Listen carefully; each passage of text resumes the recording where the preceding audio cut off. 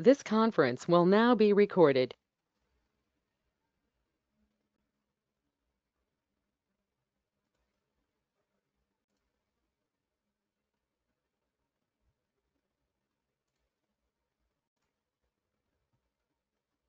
So is there anyone who has joined this session today and wasn't available to join yesterday?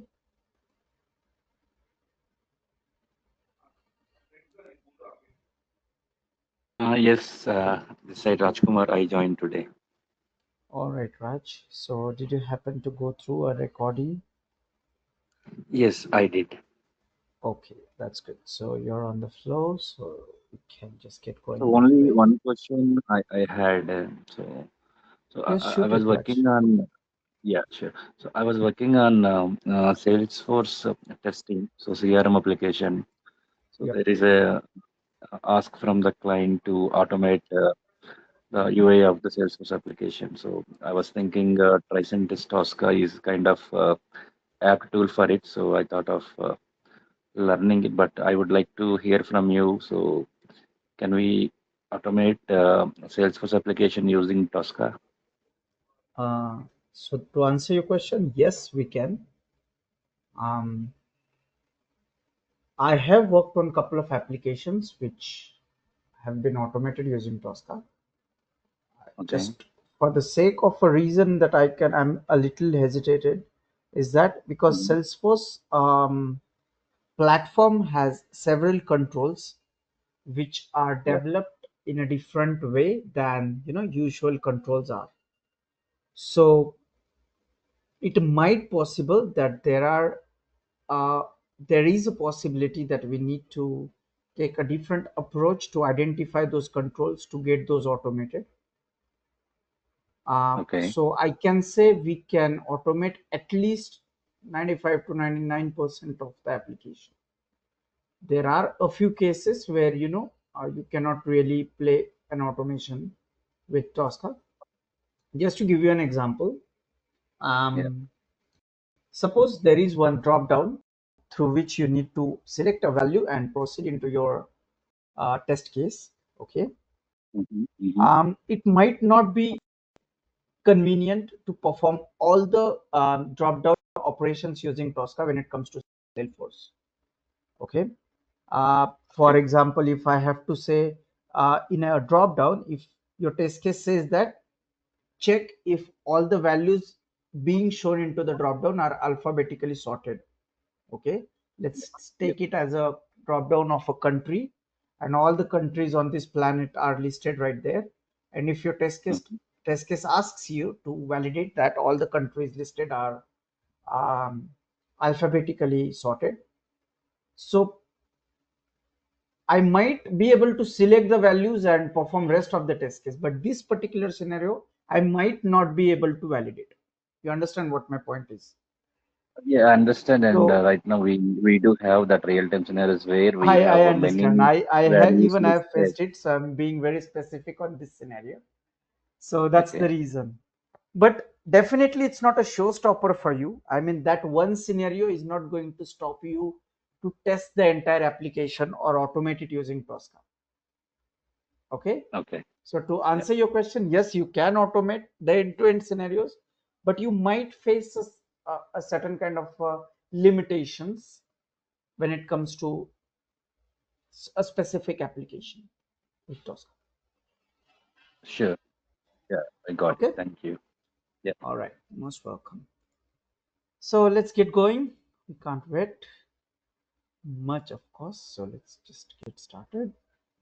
Um, just let me know if you guys can see my screen.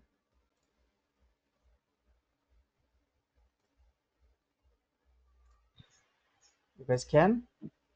Yes, we can see your screen. Come on. All right. Thanks for confirming. So we are going to start today with some of the features of Tosca. Okay, what actually? So Tosca probably be having 10 or 15 different features which I can elaborate, but I have specifically listed 6 of them, which probably makes Tosca different than other tools, or probably these are actually the pain points when it comes to the automation with some other tools or a manual testing. Okay, so that's why these features are little more key features as as per the perspective of a tester, right? So model based test automation, anybody would like to add up what would be the model based test automation, because we have discussed a bit about it yesterday. So anybody would like to add up something on this? Yeah, anyone?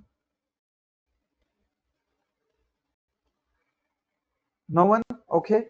So Selenium, QTP, Playwright, all these tools are code-based test automation, right? Because you need to have an understanding of a coding concept of a scripting language. But whereas in Tosca, you don't need to have that particular knowledge must to automate something. For example, if I just have to showcase you something, it would come up or end up like that. So instead of making those into the slide, I would just showcase it to you on the real-time websites. So let's say that this is a particular website which I need to automate. Okay, and the screen looks something like this, right? So you can see these are various controls or the attributes on the web page. Consider a Gmail, you have email, password, and the login button. So for that, or to identify those controls, you would need to put your XPath, call those functions to get those identified.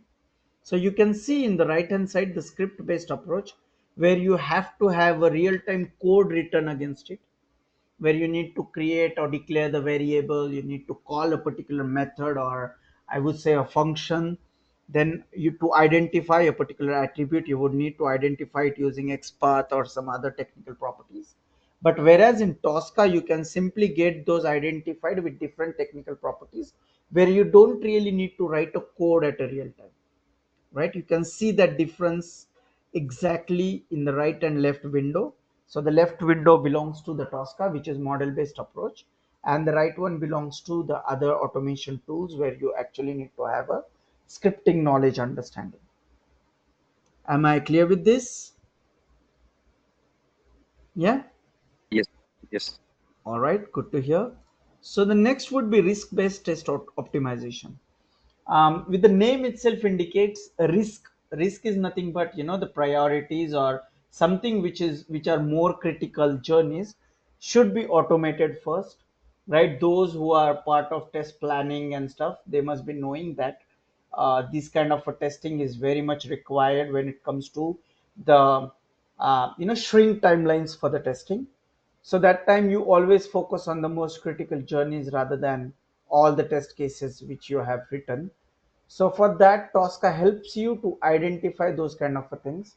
So we, every one of us must have studied RTM, requirement traceability matrix, right? If you remember some theoretical concepts you must have studied earlier. So Tosca allows you to implement it at a real time. So basically how you can do that is a simple thing. You can see it on the screen as well. So let's say there are certain scenarios, let's say account processing or billing in ERP or whatever it is, right? You can declare its own weightage, or what I can say is the criticality of that particular topic against it. Okay. And then you can put across the number of test cases that you have written against it. Okay. So basically, according to that, Tosca calculates its own weightage, right? And according to that weightage, it would help you to decide that which topic could be more critical and more important to have the coverage achieved when it comes to the entire end-to-end testing. For example, I'll give you a very simple example. We all open a bank account and then we perform a transaction, right? So to perform a transaction, opening a bank account is a prerequisite, correct? So let's say that if my test case says that as a prerequisite that a customer bank account has been opened and a customer is an existing bank account holder, and then I have to perform some transaction, let's call it transfer. Okay, so creating a customer, though it's a very key and painful area, but it is not the real part of the testing of the transfer transaction, right? So you cannot use that particular test steps as a key or the critical journey when it comes to the transfer transaction. You got it? So the weightage of the test case goes towards the transfer, not to the creation of the customer. So accordingly, Tosca calculates this particular weightage. So the formula is simple. It is, it is you. I will definitely discuss that more in detail. But whatever the frequency class and the damage class you are declaring, so frequency class is nothing but the criticality, and damage class is nothing but the or in a simple words, if I have to speak, the priority of that particular test case. Okay, so the higher the priority, the weightage would be the higher.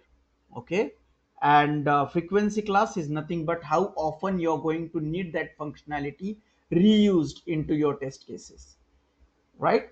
So accordingly, this particular weightage has been calculated, and then you can simply decide that okay, these two functions, that billing in ERP and delivery processing, are having more weightage, so we would have more test cases, or my priority to execute the test cases would start from these two functionalities rather than account processing. Okay, so these calculations and this distinguishing factor comes with Tosca by default. You don't need to really spend any efforts in traceability matrix to get your requirements and your test cases mapped. Okay, so that's another key feature of Tosca. Next would be test data management, which is nothing but each one of us being tester know how painful it is to maintain a test data, right? So for that, Tosca has two different approaches which we can consider. One is TDS, which is test data server, and one is TDM, which is test data management. So the simple difference between both of them would be test data management would be local and test data server would be on the cloud. So I'll give you one real-time scenario which will help you to understand what exactly it does. So people who are working in banking, is anybody aware what is batch execution? Anyone heard of this term, batch? Yes, say for Overnight batch? instance, the payroll. If we do the payroll every month, so we have to run it in batch. Very good said, but there is one more thing which is like I can say whatever transaction you're posting today would be reflected across all the system after the successful batch execution, right? So some of them call it as posting the transaction, some of them call it as execution of the transactions, but some of them call it as batch execution. So basically, what I mean to say is, if let's say you have deposited a check today, the actual account balance will be refreshed tomorrow. Am I right? So for that, there are several processes which happen overnight, and then only you can validate certain things. So let's say that if I'm working on a scenario where I have to transfer an amount from account 1 to account 2, but it will only be reflected in account 2 after a successful batch execution into the banking, right? So for that, so tell me one thing, if I have posted the transaction today, how would I validate that tomorrow after the batch execution? Is that possible? Because the data that I have used on a day one, if I execute 10 test cases today, the data will be overwritten on one another. So how could I validate all those 10 transactions are successfully posted in the desired account or not? So for that, what we can do, Tosca test data management allow you to create your own database into Tosca, where you can store the data which you are creating at a runtime, and then on the next day or probably day 2 or day 3, which is a multi-day scenario, whenever you want to validate the same transaction across all the systems, you can fetch that data back from the database and validate that against that transactions, that yes, whichever account number I used to transfer the data are exactly the same account where the account balance has been refreshed and reflecting against the transfer transaction. You got the point what I'm trying to say? Any question here? I'm expecting a few, but if not, we can proceed. You understood the point, you did not understand anything, you have a query, anything, you're free to speak up. Sir, I've got one question. It's regarding yesterday's presentation. You Okay. mentioned that after we do these practices and this certification, we have to practice on several websites. Can you just suggest some of the websites that we can still practice? Uh, okay, I'll definitely pick that up. There are a few. There is called Test QA. You can take your real-time websites like Gmail. You take your own scenarios, probably, opening a new Gmail account, something like that, or opening a new Facebook account, um, opening a new Amazon account and logging in with the same Amazon account and placing some order. Okay, something like that. Yeah, thank you. All right. So coming back to the Yeah, topic, test data management. Somebody yeah. else was speaking. Yes, I have a doubt. Instead of this batch component, can you take any other example and can you please Okay, explain? very good. Yeah. I was expecting something like that. So let's say that you are performing some operation. Okay, let's take the same example. I placed an order on Amazon. Okay, so you're automating a flow on Okay. Amazon.in with Tosca. Okay, and you have an order ID. Okay, so your order Yeah. is, so you track the entire journey. The order has been placed, it has been in transit and delivered. Until then everything's fine. Okay, but on the seventh day customer decides to put on a return order, right? So basically Okay. something which is happening probably after a while, right? So how would you again go back into the system and pull back that particular order?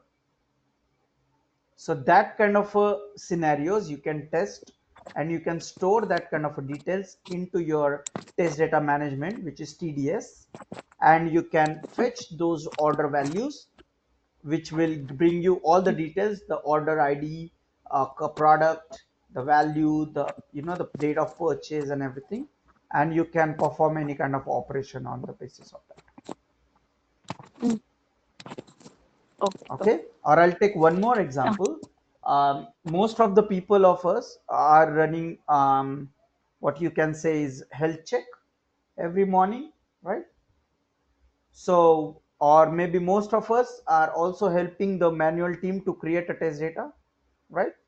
So let's say I run a script of creating some account, and I run the script 10 times. Okay, and whichever the account ID is, I'm storing that into a variable.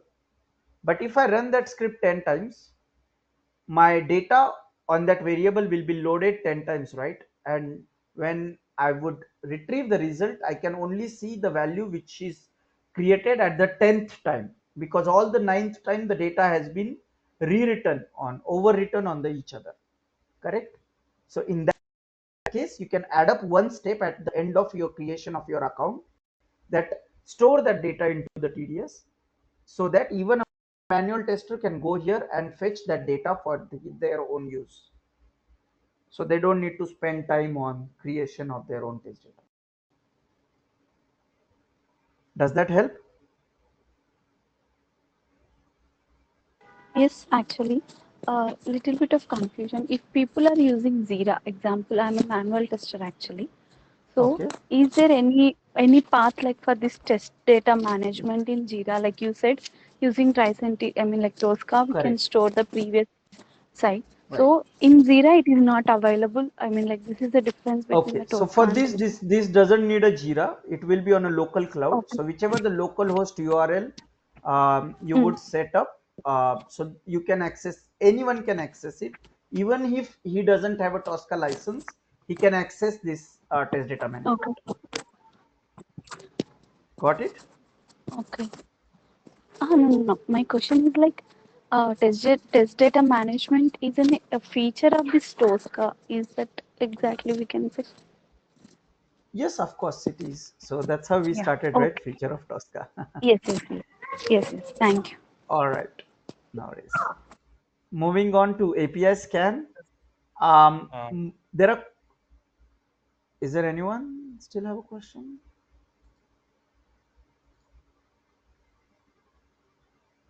I'll take it yeah, as Nikhil. no. So, I mean, Okay. this one, the cloud-based database you're talking about, right? Mm-hmm. So, what type of database? I mean, we have to again write down a query to fetch No, the no, no, data. no. It wouldn't be okay. You can call it as a database, but it doesn't have any database mapped with it. Okay, don't take it as a literal database. The structure that you are seeing on the screen, right? It exactly looks like this. Okay, so basically, it's on the local host where you can create your own sheet. Okay, it exactly looks like Excel sheet as you can see, where you can import your data from Excel over here and vice versa. Whatever data you are creating right here, you can export it to Excel as well, right? So basically, it's a structure of a data in a column and row format, which can be easily accessed by your script at a runtime. So both ways, it can be used as an input to your test script, or whatever output you're producing by running a script, you can also push it back into this schema, which can be reused by other people in your team as well. So it doesn't actually require any database at a real time.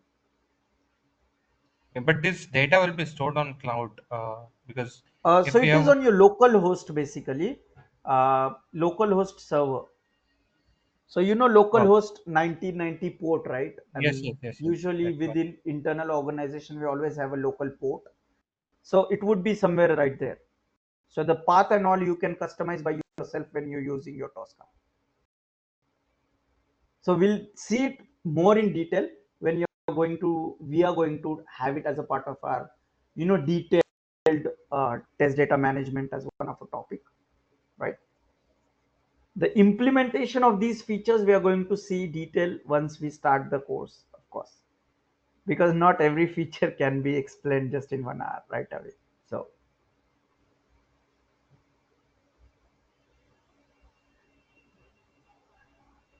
is that okay?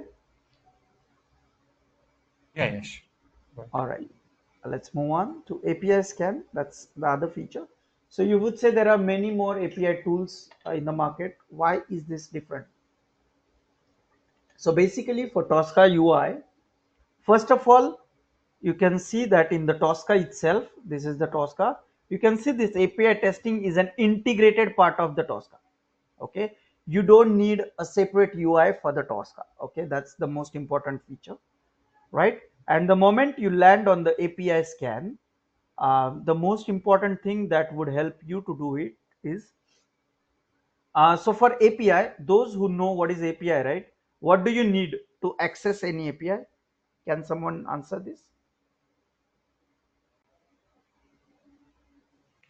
Need the HTTP, the URL.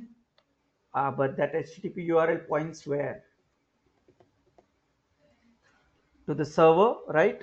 You need a Yeah, server to communicate with, right? and the So client. that server endpoint is something that you would need here, right?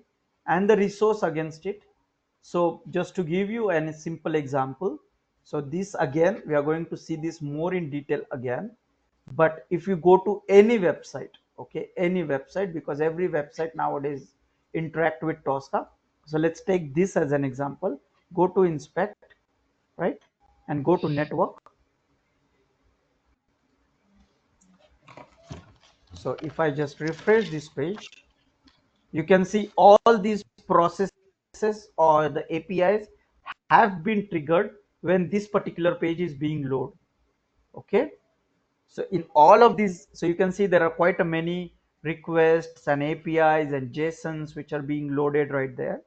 But for example, if I'm just taking one of it, which would be, so this is nothing but the status against it, right? And if I just have to check any one of it, so I'll just take this. Yeah, so you can see for this particular request, um, I am hitting the URL, which is bad.bing.com, right? And bad.js would be my resource. Okay, or just to make it a little more simpler for you, all right, so this particular response which I'm getting is coming through logx.optimizely.com, and this particular event is being monitored through /events resource. Okay, so that's how it is coming, and you can see the allow origin is tricentis.com, which is our website. Correct. So we'll see this more in detail when it comes to the API as one of our topic again.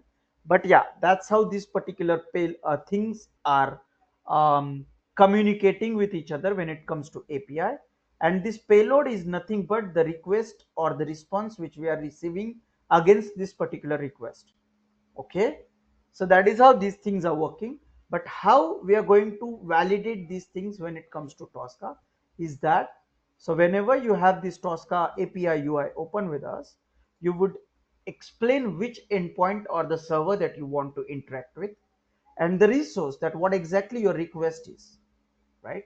For example, if I want to interact with google.com and I want to search that most search celebrity for the year, right? So how it comes when you actually do it on the Google, how does it happen? Have you ever tried to check this? Let's just do it right away. So this is a google.com, and when I say most searched celebrity on Google, so just look at the URL here. Okay, look at the change right here. So google.com remains same because it's a server, we haven't changed it. But this particular thing which has bring us the result, it has been appended to one on each other considering this search, because this server has been hitting these many services to bring up the results, right? So this would nothing but your resource precisely. Okay, so any request when you are interacting to API would be created or the generated by this way. All right, how this thing is happening, of course we'll see that in detail in API, but Tosca allow you to play it very simply and very significantly, that whatever response you would need, let's call it as www.google.com, right? And you hit the request. You can see the status code is 200. Okay, because this is a valid website which I've been hitting. I didn't put any request against it, so it has brought me all the possible response that I could get against it. Okay, but look at the status code. But if in case I hit some invalid or some, what you can say, invalid request, right? Yeah, you can see no such host is known, or I would just take it as gooch dot maybe like POI, something like that, right? So you can see this is not going through, and it is not allowing us to go through it. Cool. So this is some, now you can see the response has been something different because this is not something we were expecting. So yeah, this is how the things are working when it comes to Tosca, and it is quite significant when it comes to interact with different services along with API. Now you would say there are quite a many things which you can validate on UI, why the API validation is useful. So you can see, if I have to validate that, if you take a simple example, any one of you aware of maker checker mechanism? Yes, no? No. All right, maker checker is nothing but, take a simple example, you are working in some organization as an employee and you have a manager to approve your leave request. Okay, suppose you applied a leave, your request has been approved, and my test case says that an employee has applied a leave, a manager has approved it. Now log in with an employee again and check the status of the leave. Okay, if I do this on the UI, I need to log out with the approver, and then again I need to log in with a requester to check the status of the leave. But All of this would take a little longer when it comes to the UI automation. But if I just hit the request to the server through API that the leave balance / employee ID, I would get the response and I would check the status of that particular leave. So it would save the time, where on UI automation it takes close to 40 to 50 seconds to log in with an employee, go to the leave status and validate the status of the leave. If I hit the API request after the approval of the manager, it would take just 2 to 3 seconds to check the status of the leave. So it is time saving and it is even more convenient and way more accurate than a UI automation. So that's why most of the organization insist you to validate the request using API. Performing the operations on UI is okay, but validation of the UI, uh, validation of the API is something which is way more significant. Okay.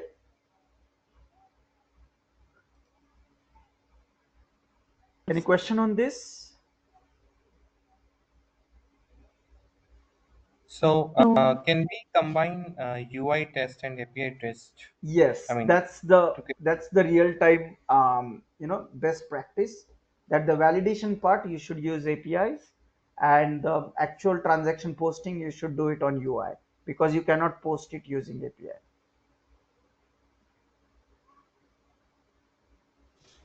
yeah, okay, sure. Fine. Anyone else?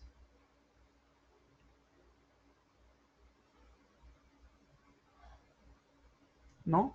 I'll take it as no. Let's move on. Automation recording assistant. So if you could just go to Tosca, it would also allow you to record a session, right?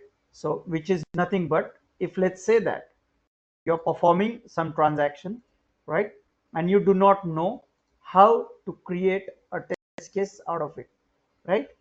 So if you have a licensed version, it Tosca would be having one option called automated test case, right? So it would allow you, so whatever manual journey you're performing, so going to the Gmail, entering the URL, then entering your credentials and getting into the Gmail, right? If you perform all of that journey manually, so Tosca will record that session, and it itself, it will try to identify and form a test case with that. It is not 100% accurate, but it help you to record and automate at least a few controls. So that's one of a feature of Tosca. But again, since it is not 100% accurate, no one really relies on it, but it helps you to understand and figure out at least the compatibility of the application with Tosca. And it also helps you to understand if the controls can be easily identifiable using Tosca or not. Okay, so that is recording assistant. And the last but not the least, the most important thing is DEX, which is nothing but distributed execution. So for example, if I just have to put it across, DEX is nothing but it helps you to distribute the entire piece of a test cases into a different agents, which can be utilized as a execution agents. So let's say if I have 10 test cases to be executed and each test case is taking 10 minutes to be executed, so my overall execution time will be 100 minutes. But if I will have 5 agents with me, so I can distribute those 10 test cases on 5 agents, so 2 test cases each. So I would be able to execute all the test cases in just 20 minutes because I have 5 agents. So Tosca helps you to distribute the piece of a test cases that you have, and it actually eases the kind of a work that you're doing. So that is how the distribution of your actual execution can be split. So we all know the pain we face when it comes to regression, right? So that particular regression pain or a more number of test cases execution can be eased using distributed execution. So for that, what all you need is the distributed execution agent. That agent should be active and it would help you to create. So there are certain configurations that you need to make your agent active. So which you can make it right here, and that will help you to distribute your entire piece within a different agents, active agents. You can see here. So I can configure this particular event, and then that event will trigger my execution. So it can also be used to schedule your execution, like how we do it in Jenkins for CI/CD pipeline. We can do that using Dex as well. So that's another key feature which Tosca uses at a very wide level. So we are going to see the setup for that particular distributed execution in detail when it comes to the topic. Any question on any of these features? So the last one, is just a parallel execution happening, or Yes, it would be the parallel. That's what I said. So if I have 5 agents, so all of Mhm. them would be parallelly executing. So I wouldn't be investing my time on that to go sequentially. Okay, so this agents you are saying, then that would be, I mean, uh, a Could be separate VMs, could be VMs. VM. Okay, okay, VM It could setup that you be have, client server. it could be your local machines as well. Like what we can do is, suppose you all are going for lunch, right? So you can set up that across all the machines within your team. Okay, and within that hour probably you would be executing the entire piece of a suit, which would probably take entire day for you to do it alone. If you could just distribute it against all the systems within your team, suppose your team is having 5 or 6 people altogether, and you could utilize 1 hour of their system using this Dex, you're done with your entire piece of work within a lunchtime. At the end of the execution, we'll get a common execution report stored at. So the it would execute the list, okay, altogether. So like I said, the list would be configured into that configuration. Right here you will give the list which would be distributed. So the result would be combined, but the execution would be distributed. Kamal, I did not Okay. get the concept actually. So let's consider we have 20 test scripts and then we are doing the parallel execution. So it will go and we have 5 decks available. So it will go 5 5 5 like 4 4 4 4 like that. Or you're saying one particular script will go to like 5 decks. No. No, So right? first thing what you said, how would one script will run on 5 things? Yeah, I got that, but I just wanted Yeah, to be. no, I which is a very factual question. But how it works is, let's say that I'll just put it across in a different way. Okay,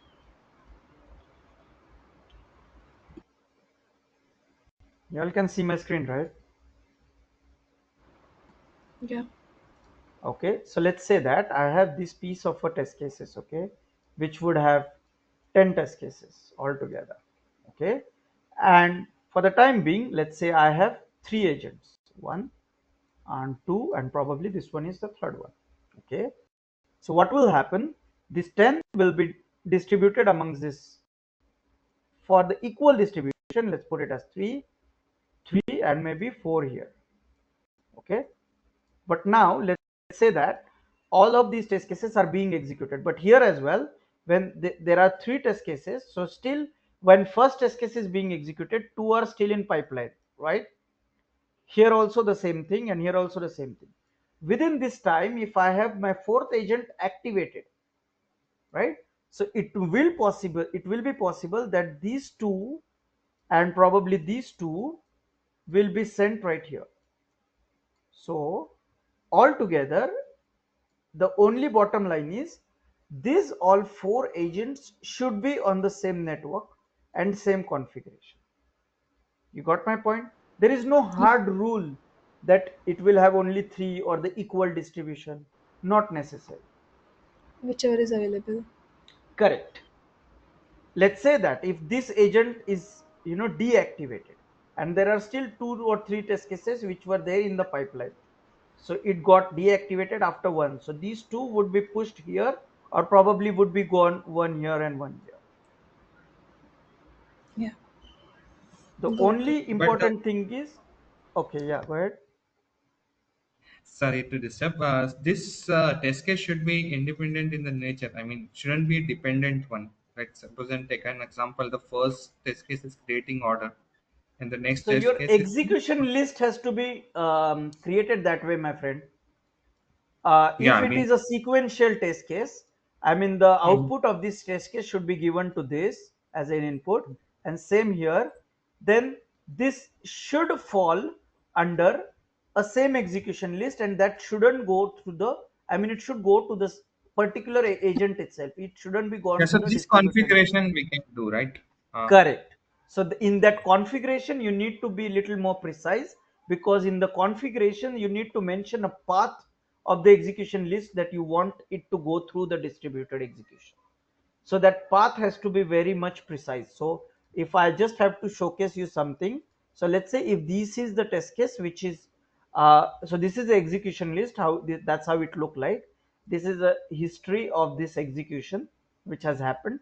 Okay, if I want all of these four test cases should go through the execution, right? So this would be the path of my execution list. You can see right here which would be the node path. Can you see this? This would be the path of the execution list. But if I want some other test cases or other execution list to be executed, it would have a different path. Got it? So you need to design that configuration very precisely and accurately. So that's where you need to spend a little effort. Execution will not be the part of your effort. Okay. Interesting, right? I'm happy to Yeah. hear Can we? inquiries I from mean, you. I have one more small question here. So the concept that you explained, the TDS one, where we get a kind of database created for our Correct? testing.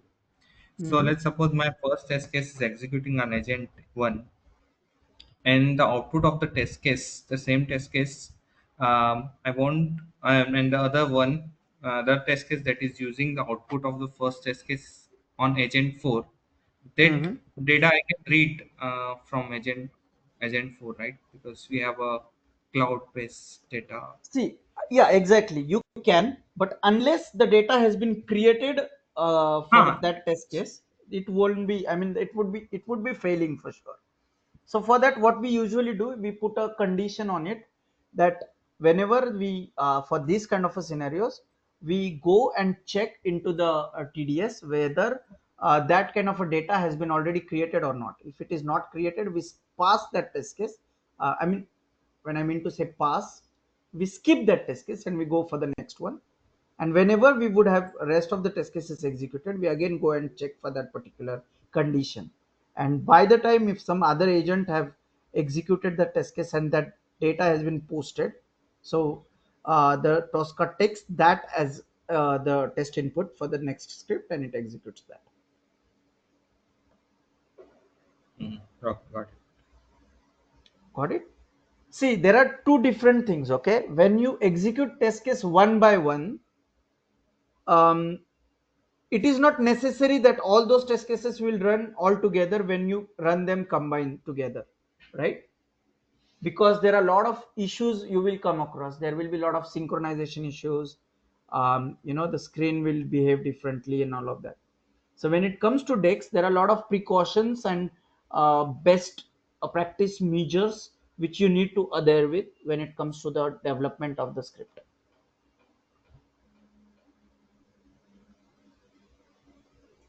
Okay, any more questions?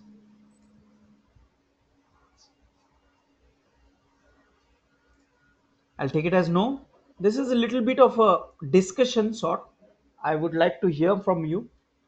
I know that you all guys know that need of a manual testing when it comes to any testing, but people say that automation will replace the manual testing completely. But can someone say that what is the need of a manual testing, which probably automation cannot fulfill? Edge Like, cases, edge cases, and then automation testing. We need to guide. To guide that script how to do the flow, but we still need manual testing. right? Like I said, the configuration that we are going to design for the decks and the data setup and stuff, right? If someone who is not aware of manual testing, he won't be able to configure those. So even your automation would not work the way you are expecting. So yes, that's one thing. But the limitations of manual testing, of course, we all know that the time consuming, not more accurate and stuff, right? So these are all features that we just discussed, which are actually going to overcome the limitations of manual testing actually. So that is how these features are little more key features when it comes to Tosca. Though Tosca have few more other features as well, like reporting and stuff. Because if you have Tosca itself, so any execution list, you can simply right click and print report. It would help you to print different types of reports altogether with it. It would also include the screenshots of the execution. Tosca has a different feature when every manual tester has to take a screenshot of every single screen when he's performing any operation. So Tosca has a feature that whenever your script is being executed, Tosca takes the screenshot of each and every screen your flow is going through, and it generates a report at the end of the script. So you can attach that as a part of evidence as well. So that's one of a key feature of Tosca. So there are many more features of Tosca which I haven't listed right here, because those are, I cannot call them as a feature. Those are actually the benefits of Tosca. Features I would call which are limitations to some other tools or manual testing, and which Tosca comes and brings it to you or makes it easier for you. That I would say the features of Tosca. So I'll just simply gonna showcase to you some of the UI and some sections of Tosca, how it looks like and what exactly it does, and what are different ways Tosca interprets its different things. So whenever you have your workspace created, since it's my local workspace, as you can see, it is stored on my local path, right? So if you have a shared workspace which is on the cloud, it would not have this path. Instead of this, it would have the connection string to connect with the cloud. Okay. So because it is a multi-user workspace when it comes to the cloud or the shared workspace, since you when you work, different people work on the same project, you would need to have a shared workspace where reusability can be achieved. So that's the reason you would need a shared workspace, but it's on the local. So the path will bring you to the local path because it is stored on my local. When you go or you open any project on the Tosca, it looks something like this. So this icon, test icon, is nothing but the project icon. You can see it right here, which would have a different colored folders that you can see. The gray folder is nothing but a, you call it as a component folder. So different projects would have this particular folder. So let's say that if you have a shared workspace and one of your team members are working on automation of Gmail, the other team is working on the automation of Yahoo Mail, some other team is working on probably Hotmail. So these particular gray folders would be denoting those different projects within which all the relevant data to that projects would be shown. So basically these two gray folders are nothing but there is nothing being shared between these two folders. This folder is totally independent to this folder, is something which is very important. There shouldn't be anything shared between these two. Got it? That's most important.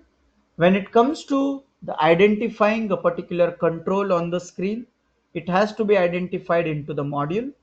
So let's say that I have few modules which I have already scanned with me. I can showcase it to you how it looks like.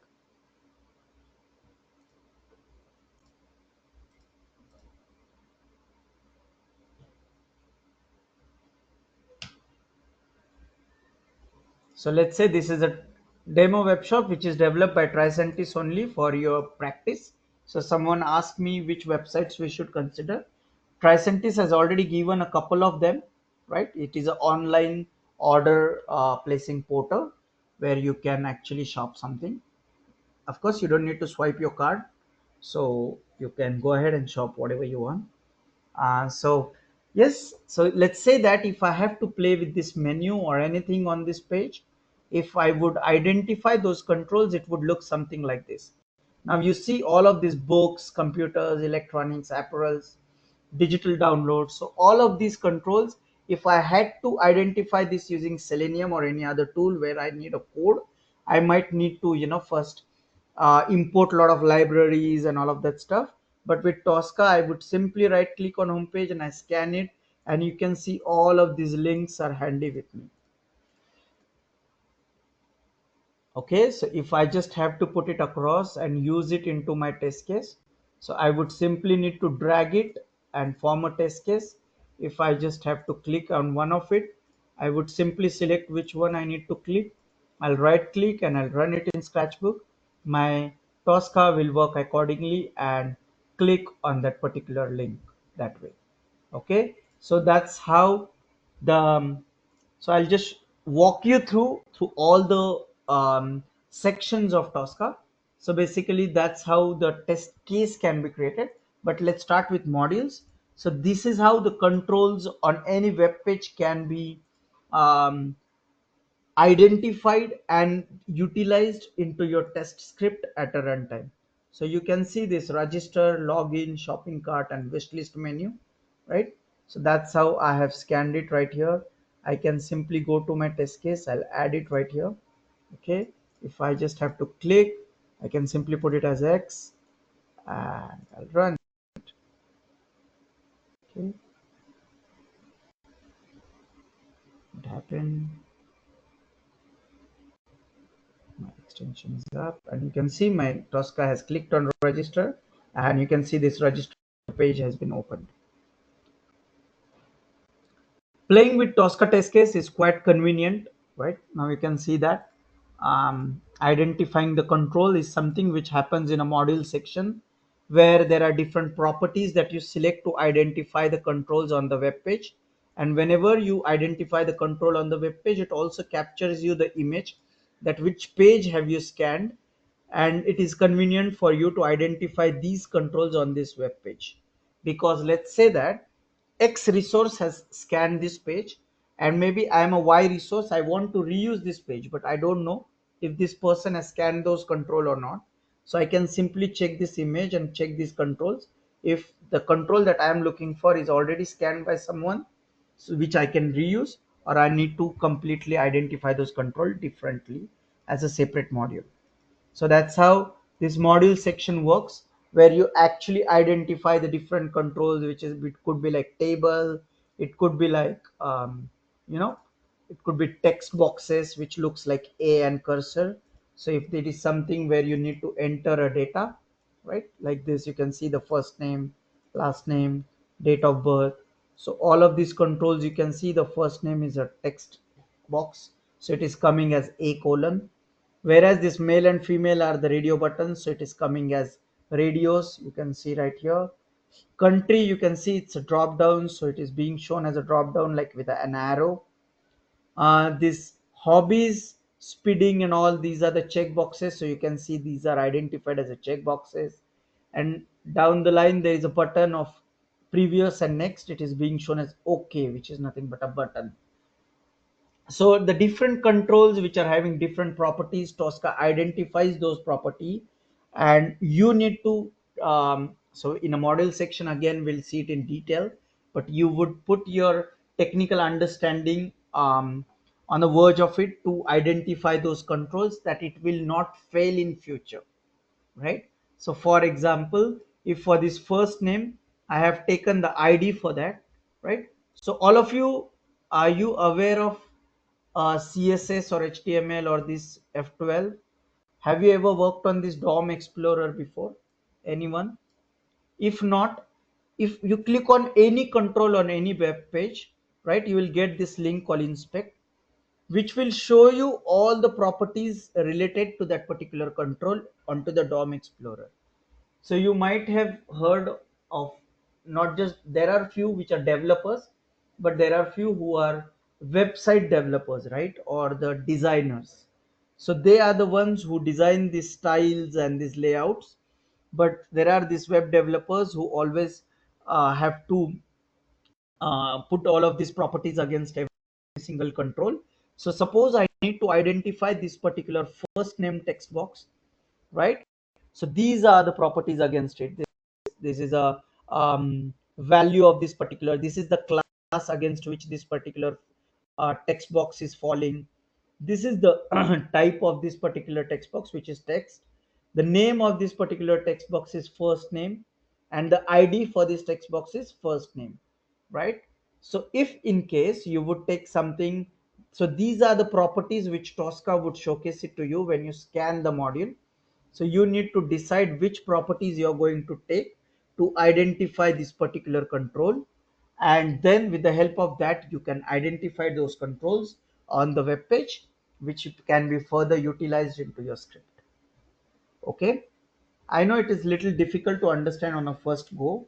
We are going to see this in detail. I'm just letting you know that how Tosca works and how different sections of Tosca utilize the non-script based automation. Okay. So once these particular controls are identified, you can simply drag them and drop them into the test case, and you can give the different values against it if you want to click on it or you want to enter data against it. So whatever you want to do, you can do it right there. Okay. Or you want to validate some data on that web page, you can do whatever operations you can perform. You can see here, you can input some data, you can verify the data. Buffer is nothing but loading the value into the variable, like how we do it in C. A is equal to 10. So basically we store 10 value into the variable A. The same way we use buffer here to load the variable with a value, right? Wait on is nothing but the wait. You ask your web script to wait for a particular duration to get that particular condition satisfied. So in certain examples you must have seen page takes little longer to get loaded. So in these kind of scenarios we can add this input as a wait on, so that your executor waits until the page is loaded and then the next script would be executed. So these are different operations that we can perform into the test case. Apart from that, we can utilize different, you can see there is a if statement, there are different loops, which is do and while loop. We are going to see this more in detail. So that's how you can create your own test cases. And once your test case is created, you can drop it into the execution like this, and you can get it executed. So the every execution will create its own test pass log, where you can see what all details I have entered. So for this, I clicked on this link. Then in the make, I entered BMW. For this power, I entered some random value. For the date, I created some date. For number of seats, I entered 4 as an input. So all of these details you can see. So there is no scope of cheating. So you cannot pretend that I executed this test case, that anyone can go and validate the result or the history of the execution, right? So all of these things can be done right here. Tosca showcases where you clicked, what inputs you have entered. So that kind of a log it creates, and at the end of the day you can print the report against it, which will also have the detailed log. um,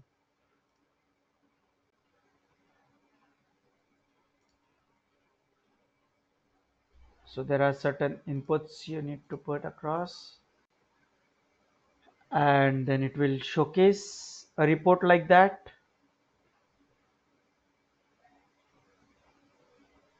So you can see in that execution list, I had 4 test cases. I only executed one, so it has brought up that to me, that you see there were total 4 test cases. I only passed one, 3 were in not result. The pie chart has been created against it, right? And whichever one test case that I have executed, you can see the detailed log of that. So for sign-offs, usually we need to have these kind of reports to be submitted, then only you get the sign-off. Tosca does that for you without any extra efforts. So that's how reporting can be done in Tosca as well.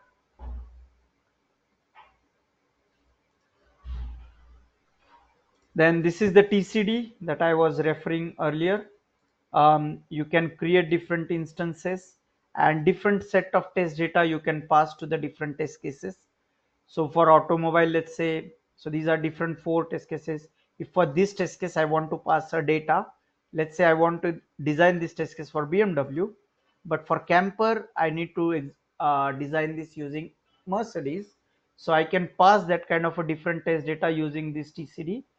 So for that I don't need to create a different test case, but I can pass the different set of test data without creating separate test cases for that. So that's how this TCD is useful. So these are mainly used sections into the Tosca, which we are going to learn starting tomorrow.